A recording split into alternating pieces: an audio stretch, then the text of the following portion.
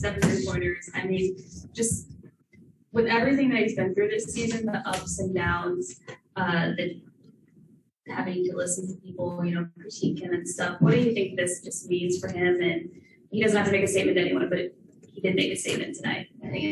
Yeah, I mean, I think the proof is on the court. Just what he's looked like over the last couple of weeks. You can see he's just settled down quite a bit. The game has slowed down. He has slowed down in a good way, taking better shots, and he's been in a great groove now. So it's a really good sign. We've to win 53 games with only having Clay, half the year, and not having Clay, Steph, and Draymond together for, I think, maybe 11 minutes or something. Is that about right? So, I'm really proud of the group. Third best record in the league, and despite a lot of adversity, our guys just hung tough and finished strong. And Clay looks as good as ever. So a lot of good stuff. How crazy is it that he averaged over 20 points a game after that kind of layoff and those kind of injuries? Doesn't surprise me, actually, because it's Clay. I mean, he's one of the greatest shooters of all time. I think the biggest thing is that he's just found his rhythm. He's gotten his conditioning. Early on, he wanted everything back so badly that he was forcing the issue, and I think it's just been really fun to watch him settle in. For Jordan to lead the league in in free throw percentage, what does that say about a young player?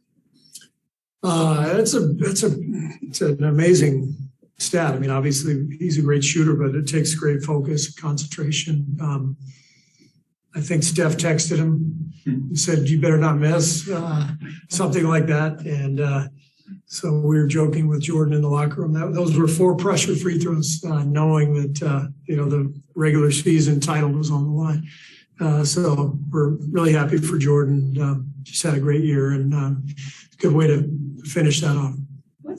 It's hard to compare energy in teams to other teams you've coached, but you guys, the Warriors, have gone to the playoffs a ton. But this team, this group, a lot of the guys haven't. Yeah. What is the kind of energy in the locker room now after this type of game?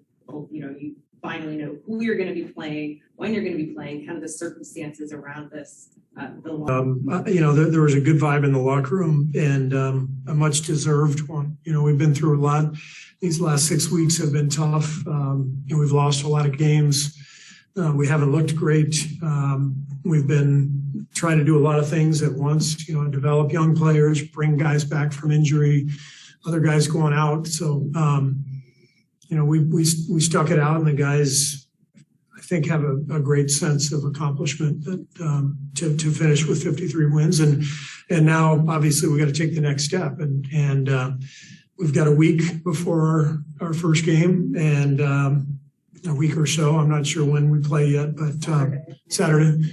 So 6 days, and we'll have a team dinner tonight to celebrate, and then get back to the Bay and get back to work. What kind of happened there in that third quarter when the Pelicans were making that push? Did you see that it was just the Pelicans heating up, or were there some things that you guys do need to correct as you've been kind of highlighting? We made some very poor decisions. We turned the ball over and we took bad shots, and that's all it takes in this league, even against a team that's resting all its starters. Everybody in the NBA can play.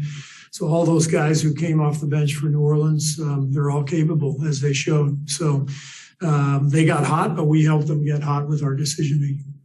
Aside from Steph's health, what can you kind of look for in these practices that kind of full dress rehearsal before the playoffs? What can I look for from Steph? What's the biggest key? Obviously, you talk about the turnovers, the shot selection. Can you figure that out in practice, or is that kind of just a film session thing? No, the main thing is for Steph to be cleared from a health standpoint, and once he's cleared, he'll find his game quickly. He's done this many times over the years, come back from injury in the playoffs.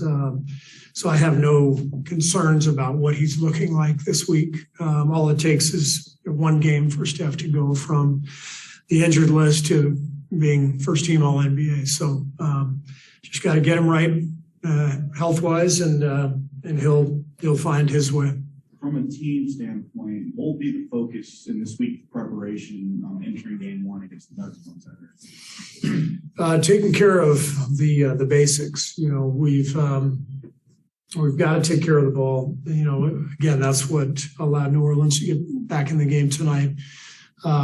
We've been at the bottom of the league in turnovers all year, and we've talked about it the last few days. It's going to require us to clean up that area for us to advance in the playoffs. So that's the biggest thing for me. And then our defensive rules, learning personnel this week, understanding who to close out to, who to close short to, the details of personnel and the details of our opponents,